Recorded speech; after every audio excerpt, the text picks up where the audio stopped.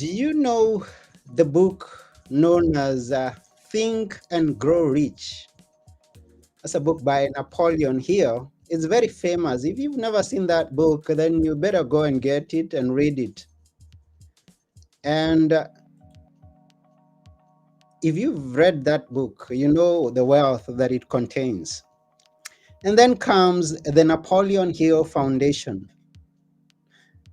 Today, at Now Tell Us, because this is Now Tell Us and I'm your host, at Now Tell Us, we are going to host a very special person who is going to be here, Executive Director and the CEO of the Napoleon Hill Foundation. So he's going to tell us about a little bit about Think and Grow Rich, about Napoleon Hill, the person, and about the foundation, Napoleon Hill Foundation. And you just don't want to miss this. Please share this episode with all your friends. If you have a question, ask. We would love to answer it. If you have a comment of any kind, please give us feedback. We appreciate feedback. And now I don't want to take one more minute because now our guest today, known as Don Green, is a busy person. And he's found this time to come and be with us. What an honor.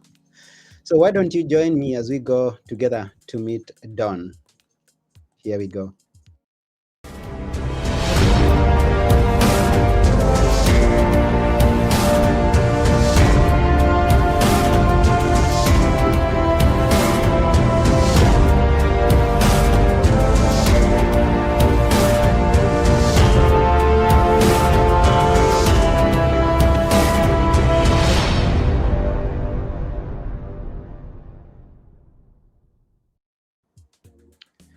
Hi, Don. Hey, hi Anthony, how are you? I'm fine. How are you? Welcome to Now Tell Us.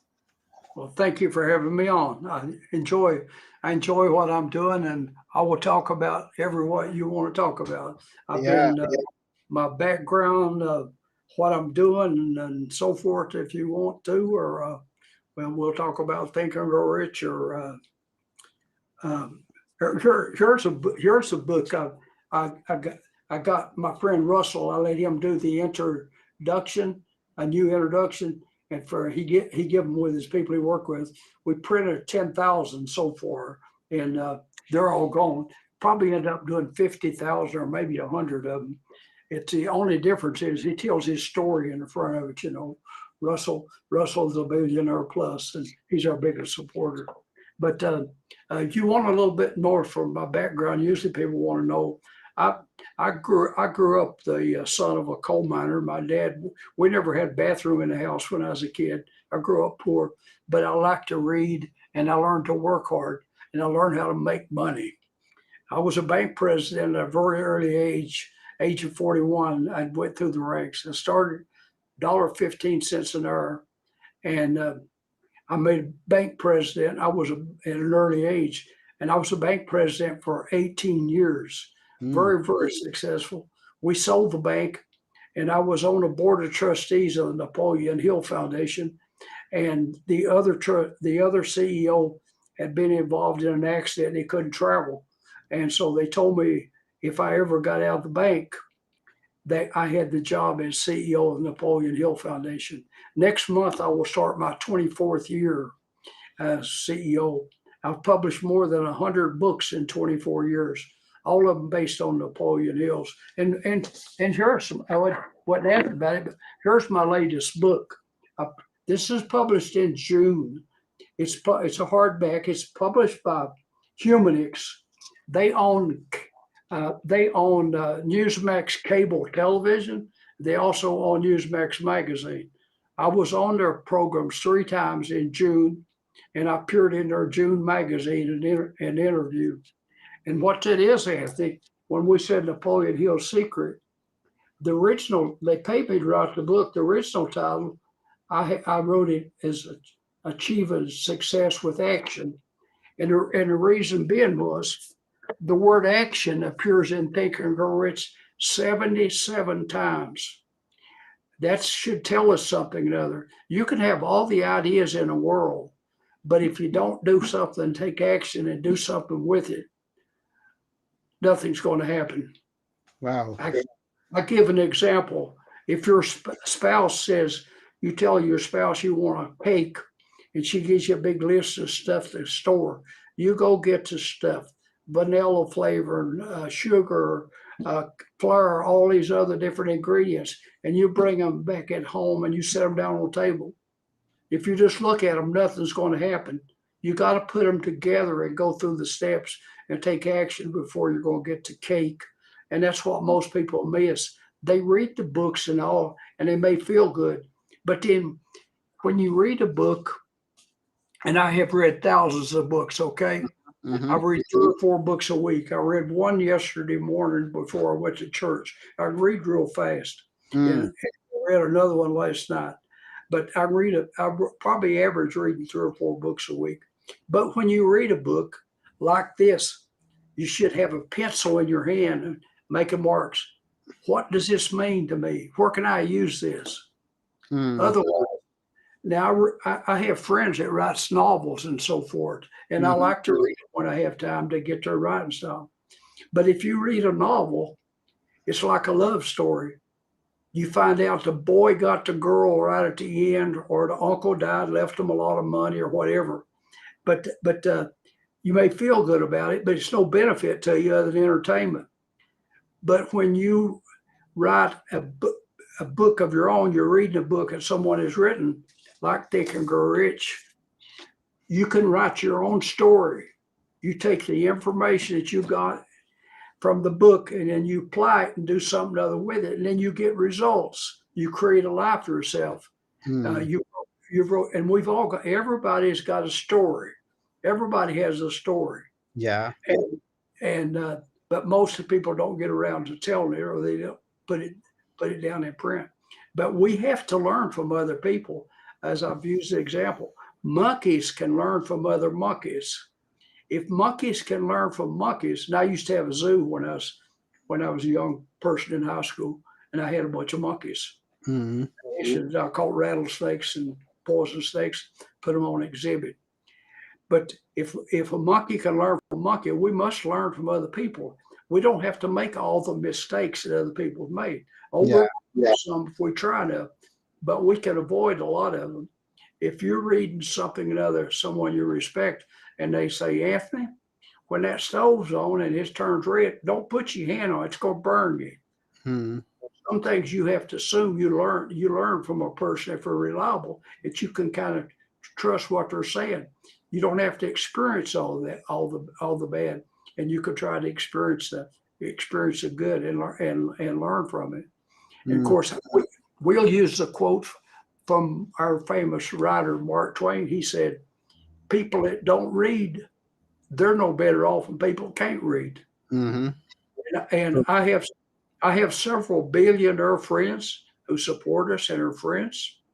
They're all avid readers. They all read a lot. So that might tell you something another, that through reading, we learn from other people what worked, what didn't work, and we get ideas. And sometimes just read enough to say, well, idea pops in our mind. Just like this was a book that come out in June, but I'm writing on a book on vision, and I got just saw something another that made me think of the term, and there's not a lot on vision. And of course, vision is like a roadmap. It tells us where we want to go if we follow it. And I say it's with our inner eyes. I use a quote from Helen Keller, the blind lady, and she said, "Worse than being blind and having no sight was having sight and having no vision." My friend Jim Stovall, I don't know where you know him or not, but he's written 60 books. He went blind, was going blind. He would have been a professional football player, but when he went for his physical, he was developing an eye disease that showed up. And by age 9, he was completely blind. But he's done 60 books. And his first book was You Don't Have to Be Blind to See. And the man's give millions of dollars to his old university, Oral Roberts University. and their entrepreneur center was set up in honor of his dad, George, who died a few weeks ago. I believe he was 92, and Mm. he was an 80 some years old for Oral Roberts University.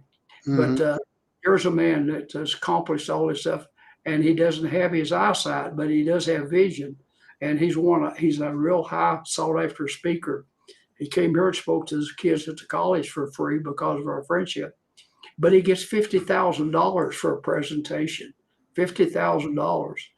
And when he came here, he was booked up for 2 years. Mm. He formed with Ted Turner, their Narrative TV, which has got about 10 million followers, I think. He's accomplished a lot, and like I said, but he does not consider himself handicapped.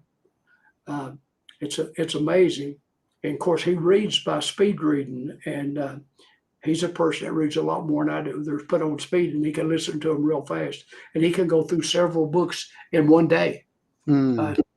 It's amazing. Wow, And it's quite amazing, quite amazing. And not only can you read fast, you can also. We are believing with the wealth of information that you have. If we give you a stage today, you can talk for 1 week nonstop. well, I absolutely love what I do. Mm. I've met so many people. See, the what I was benefactor of the year last year at the University of Virginia, here where we're located, Mhm. because they about $5 million made from books Okay. and courses. And this year, on Saturday, this coming Saturday, I'll be honored as volunteer of the year for the college for my Okay. fundraising building. Mhm. I don't know where they looked at it or not, but I got the award 20 some years ago at the college then. But I've been involved with the college for 25 years. I started a course in 1998 called Keys to Success. Basically, it's a 3-year course. I taught it as a bank president. I gave them the money back. I never took any money for it. They sent me a check. I signed it and put it in scholarships. But the keys to success is it's Hill's writings. It's why are some people successful and others not? Well, now you can say, well, he's born rich. No, I wouldn't. I wasn't. I said we didn't have a bathroom in the house last in high school. I said that's not it. Well, a lot of people got PhDs in college. They're not really successful. They not accomplished nothing. And I've been on the board chair for 22 or 23 years at the college. Schools teach us how to memorize. You Mhm. memorize the work and give it back to them, and they get so many credits, and then you add them up, and you got enough, and they give you a diploma. They don't teach you how to think. Mhm. And Albert Schweitzer, the famous African doctor, he said when in an interview one of his later years, said, Dr. Schweitzer, what's wrong with people today? He said they don't think. They Mhm. don't. And I'm afraid that's the truth. Because we should be able to look at something and say, what's this mean? What can I do with this? And see opportunities. They're all around us. Yeah. One of the books I published, we've sold 1 million copies. I did not write it. It's Mhm. called Greatest Prayer, Power. It's Your Prayer of Choice. It's written by the psychologist J. Martin Cohey. It's only 96 pages, but I did write the intro on it, and why there's rich people in the poorest countries on earth. There's poor people, like in Mhm. the United States, in the richest countries on earth. Why? Both riches and poverty originate in our mind, Yeah. and that's simple. I went to a guidepost, if you know who Norman Vincent Peale is. In Yeah. my early I have his years, book. I followed him. The fact is, I flew all the way to New York to her 100th birthday, Mrs. Peale's, and I Mhm. still am order of them and read their literature. But I used to go to their events in Palm Springs, Palm Beach, and 1 year in Cleveland, Ohio. And when I was sitting at a table, a lady asked me where I was from. My thing said, Wise, Virginia. She said, where is that? I said, Appalachian Mountains. She said, y'all have a lot of poverty, don't you? I said, yes, ma'am. She said, why don't somebody do something to help them poor people? And that's when I told her, I said, ma'am, I said, when a limo picked me up to the airport, coming through Cleveland, Ohio, to go downtown to is a Hilton where the event was. I just happened to look out the window when the driver cut off the street to go downtown from the airport. I looked under a bridge. There was a whole big group of people, maybe 20, 30 people under the bridge. I'm assuming they were homeless. And I told her about that. I said, these rich people and the poorest people on earth. And I said, and vice versa. I said, this Cleveland, Ohio.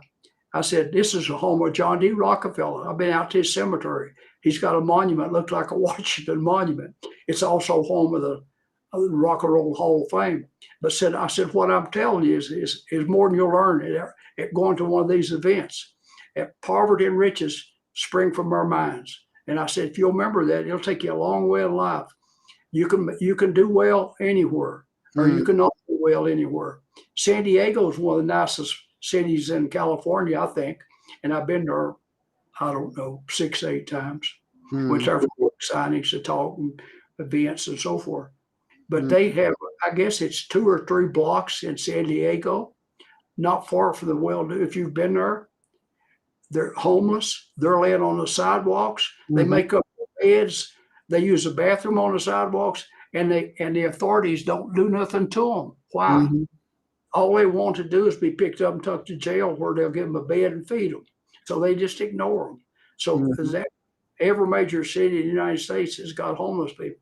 Now, in a little place like we are, if we have a handful, they can be put in a shelter in the churches and I'll look after them. But in the cities, it's such a big a problem.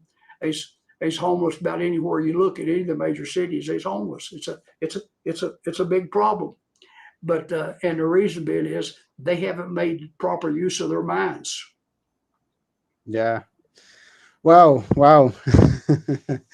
Quite an insight. Now, let me go a bit back, as many of us watching or listening could be curious on many things up to this point.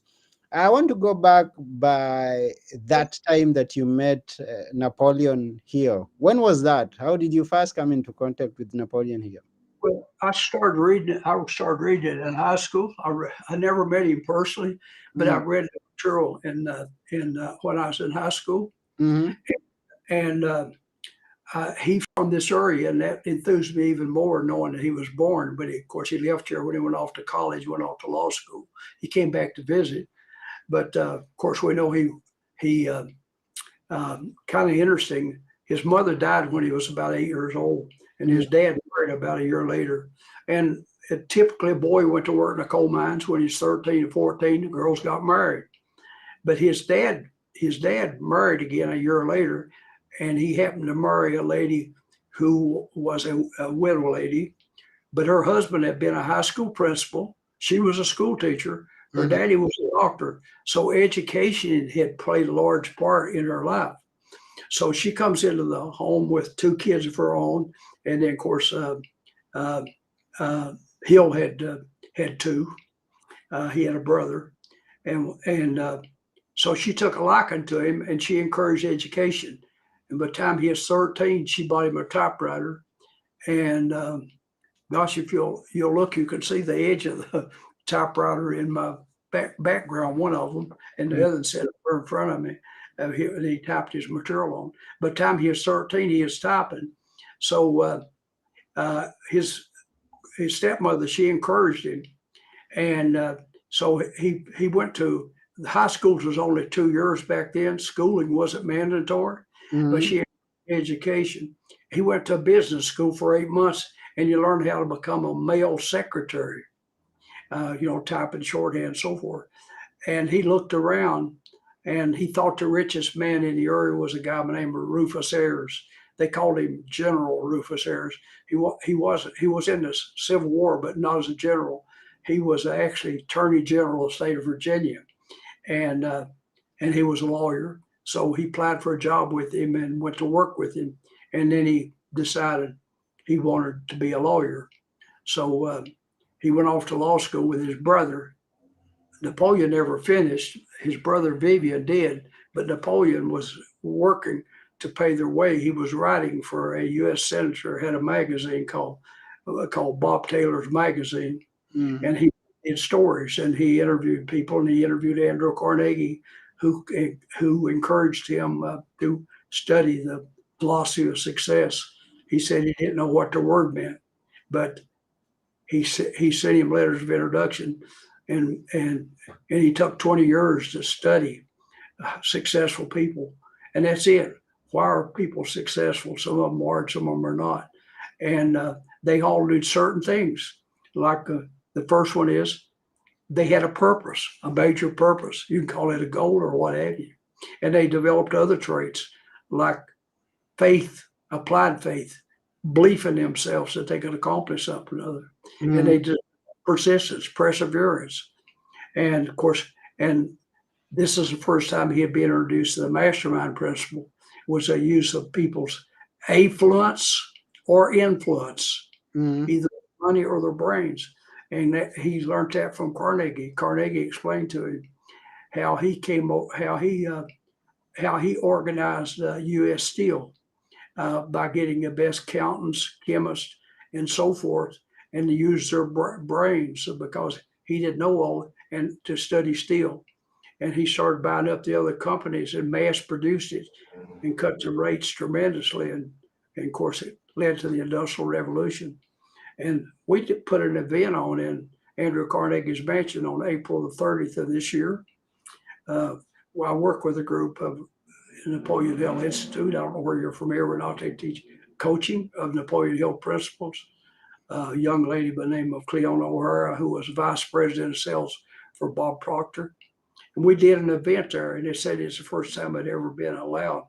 But the historian at the Andrew Carnegie Mansion in New York, he told us there were 111 of us that was involved in the Napoleon Hill Institute coaching, that he was worth in 1905, he was worth in today's dollars $150 billion more than Elon Musk. It's amazing. And while he was in his library, he showed us a picture, which we had. We have pictures of him and Hill together. But he said, he had a quote said, it was harder to give his money away than it was to make it. And he would sit there at his desk of a day and let people come in off the street for his church or whatever. And if he thought it sounded good, he would just write them a check and hand it to them.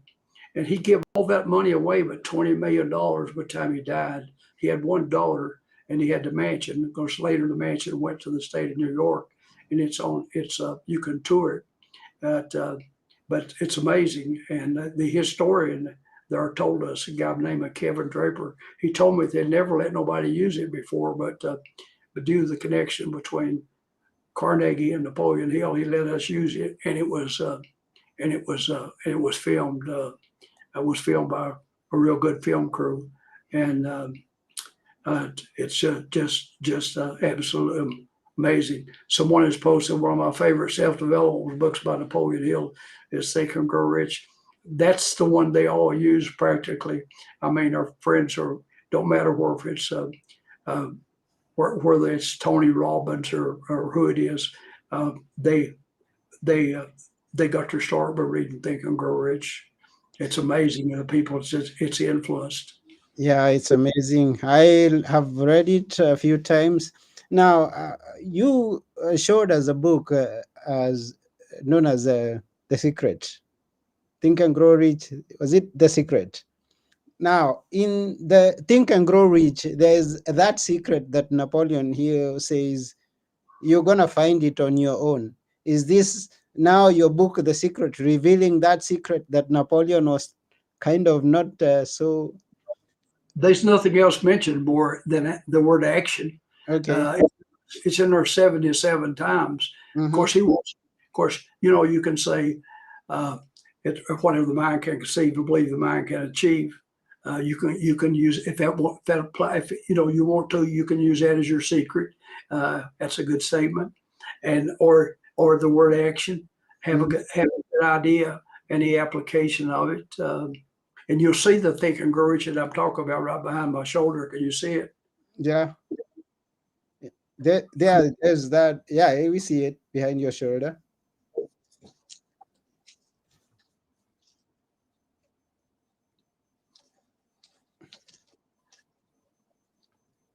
If There. you ever visit us, Uh-huh. This is an exact copy of Napoleon Hill's first edition, 1937 copies. You know, the one you showed up is ours also, but it's been condensed. The Thick and Grow Rich itself, the one that's original, it's not been edited or cut out. Uh, uh, it's 380 some pages long, and they cut out about 120 some pages, after I recall. And they didn't really leave anything out, but it's more convinced. But you know, most of the people, they want the original unedited, just like he wrote it, without anything done to it. So Oh, we copied. So that's we interesting. copied it word. We copied it. I could show you the original one. We copied it word for word. Every what's on page 305 in this book, if you had Napoleon Hill's first edition laid out there, 300 page on page 35, it will be this exact page. It's exactly word for word, and Wow, it's a best selling book. It's a best selling copy out there by far because it's original. wow, It's that's so interesting. But and you said the one that I showed is also yours, one of yours. I think there are several other versions. How many versions are there? I mean, what Versions of Think and Grow Rich. There, I how don't many editions? I don't even know because you know Oh, they people should don't pay us and what have you. Uh, the ones we have, the one you showed, that's with Random House. They cut it down to they condensed it. He condensed it really. They asked him to. I've got the book and he condensed it from about 1960, I believe the year was, and they wanted a smaller version. Thought it would appeal to a lot of people. It does it. That little green copy that you seen, it's sold. Last time I looked, it sold 11 million copies in just that pocket size in English alone. So I don't even. It's been 100 million copies sold, I'm sure. But I don't know. If you're like me, is I like the original book. I like a hardcover. You know, because I know if it's something that's good, I'm gonna keep it. A lot of people save $2 or $3 and want the paperback, which is fine. But if I'm gonna give one as a gift or something, I want to give the best ones available. Some mm, kid gets through high school or through college, you want to gift them a book. I don't think I want to give them a paperback. I want to give them a pay $2 or $3 extra and get a hardcover that they'll be proud to put on their desk and whatever. Uh, okay. yeah, Now, tell us the secret of fast reading, because you say is like you read two books in a day. How is that? it's of course I teach speed reading courses, but if there is a thing on it is you don't read one word at a time. You read a whole line at a time. You can, Mm, you know, at okay. and the more you read and concentrate, you know, you can't read and watch television or something or other, you know. I can concentrate with television on, but a lot of people can't. And I was married 54 years before my wife passed away, and I live alone. Though I owned a cable TV company one time for 15 years, I don't watch television. I almost never watch television, and I Mm, never cut the morning. Why would I cut the television on the morning to leave all this bad news? I want to leave the house in a good mood. I wake up for morning, I'm having breakfast, and I say, God, show me someone I can help today. In Jesus' name, amen. And I'm not going to leave this office until I've done something. Fact is, at lunchtime, I mailed a person some books. I happen to think about them, and I put them in a box. And if I'm talking to someone like you, and I don't see that Think and Grow Rich shown on the film like that, I'm gonna send it to them. Okay. okay. Because next time I talk to them, I want them to see something other that they can uh, that they can remember by. Wow, that's beautiful. Wow, wow. It's such an honor to have you here, and we thank you for all that you've shared. And we know if we had more time, you would have shared with us a lot because it's a lot that you've seen. And like I always say, I respect people who've been there before me and experienced life. They've got a lot of wisdom that they can always share with us. And this has been that day. Now, so thank you once again. Thank you. You're very welcome. Yeah, but before we go, I would like you to leave us with a few words that we should always remember. A few words to always remember. Which are they? Well, I use a little card, so it's in my car. It's on my desk, and it appears in one of the books I published. It's a simple statement. It says, "If it is to be, it is up to me." So if you wake up and you're having troubles, go look in the mirror. Right there's your trouble. You know, we make our own destiny. You know, long as we're blaming, oh, parents didn't send me to right school, teachers didn't like me, there are prejudices out there, there are a bunch of racists. All those things might even be true, but get over it. Get over it. You know, you can't. We don't live in the past. We don't live in the past. And most of our parents did the best they could with what they had.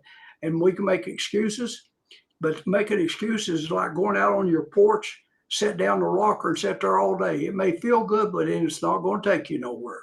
And you got to develop that attitude. If it is to be, it's up to me. As long as you're making excuses, you're making a roadmap to failure with excuses. It's easy to make excuses. Yeah. We live in the greatest country on earth. We got all kinds of opportunities, and if we take them, I'll give you one example of an opportunity. Okay, sometimes it's one of Hill's saying. Sometimes our ship don't come in. Who said you couldn't swim out where it was? Okay, I went to speak one night when I was in banking at a little historical thing, and two things I remember: they did not pay me, they didn't even feed me. But on the way back home, I was listening to audio tape. It was cassettes back then of W. Clement Stone's. And when I got home, I took my pad out, and I always leave something when I have a thought, I can write something down. And that now when I got home, I took the pad out on my nightstand, and I wrote a letter to Chicago. And I told them what I'd done about Napoleon Hill. This is where he's from, and so forth. And I got a letter from W. Clement Stone, a billionaire who was chairman.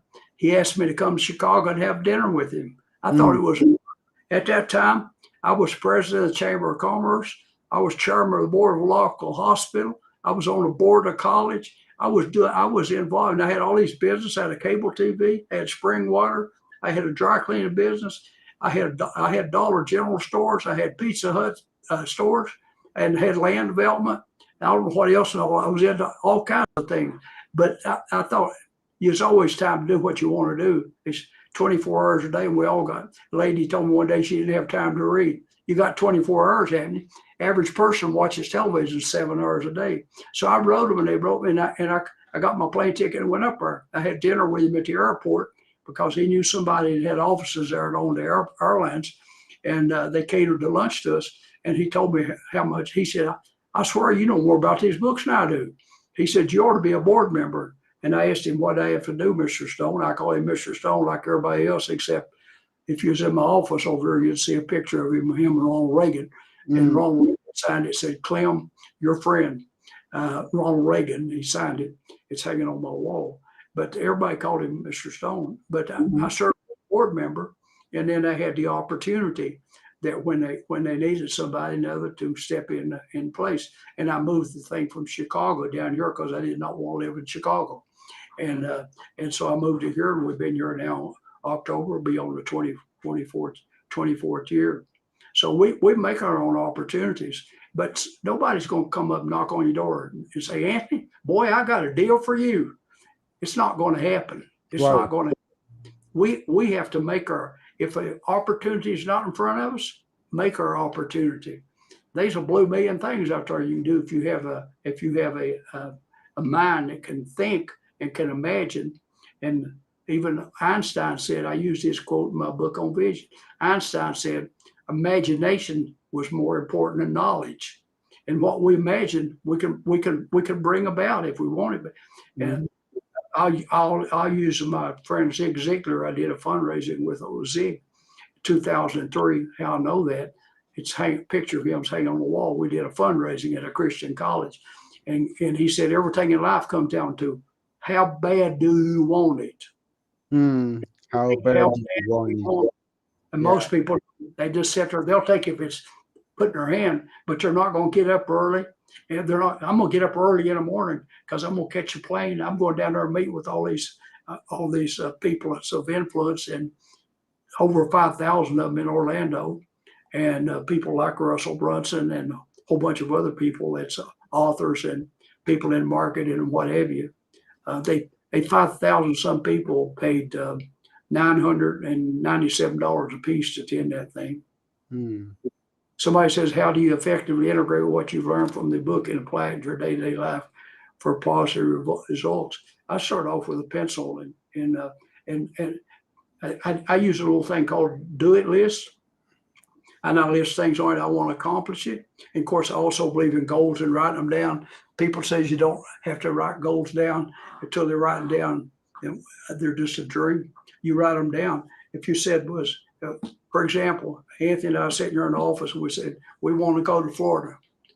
Well, I know enough to know that you got to go south. And then we start making plans for them. And not only that, what it is, try to do something every day. Every day. Don't, they, I told the college kids the first night, go to your dorm, home, everywhere you're staying at. I want you to get your calendar out. I want you to look for someday. Someday I'm going to do this. Someday. They 7 days in a week. Some days not one of them. When we say someday I'm going to write the book, someday I'm going to pay off my credit card day, someday I'm going to start this or that. That ain't nothing but lying to ourselves. There is no someday. We have to say, when I get my paycheck, I'm going to pay extra $10 on my credit card. We have to make plans to put them down, write them, and then carve them out. And because as long as we're thinking, the book is good, Think and Grow Rich, but you got to do more than think. You got to take action. You got to make plans. You got to persevere. You got to get people to help you if need be. And it all comes down like Zig said, how bad do you want it? You got to do something on it each day, because each day you waste is a day wasted and puts you one day farther away. And if you want it bad enough, you can get it. I'll end with a quote from Ralph Waldo Emerson said, "If we only knew what we was capable of, we would amaze ourselves." And I include myself in that too. I include myself in that thing. In one of the interviews I did for the magazines recently, I told them, I always have a little bit of internal dissatisfaction. I don't care how good I do. I know I can do a little bit better.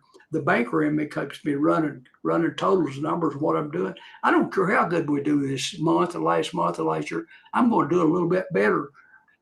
Or at least that's my intentions. I'm going to do everything I can. And sometimes it may not be. I mean, for example, you want to do something. I've had a historical marker put up. Well, I thought with nothing to it. I thought I could get it done a year. It took me more than a year. I was on the second year before I got it done because I didn't know all the difficulties to run into. But that don't mean I fail. Sometimes it take a little longer than we meant, because if we're going back to college, we got our schedule laid out and we lose our job or what have you. Maybe we got to take a job less money. We don't have as much money. We can take less credits and you have to spend it out a little bit. That don't mean you fail. But the main thing is you got it in front of you and you're doing something on it to take you closer to it every day. And for every day you don't do something is a day wasted. Wow, wow, that's quite an insight. Thank you very much, Don. It's been a pleasure having you here. We've far exceeded our time, but it's okay because you're sharing some important nuggets with us. And we thank you for coming. We are just about to sign off. And Brian says thank you for answering his question. That's Brian who had asked the question. And also, we thank you, Brian, for coming onto our show. And everybody else who could be watching or listening, we appreciate you taking your time and being here with us. Remember to share this video audio with all your friends, and let's put our thoughts into imaginations. And not only that, let's take some action towards what it is that we imagine to have results. Once again, thank you very much, Don, for coming to Now Tell Us. Thank you. I enjoyed it. I enjoy what I do. Yes, so that's Now Tell Us for today. I have been your host, Anthony Morore, and together with our guest today, Don Green, we are saying bye for now. Until next time, Thank you. keep it positive. Yeah.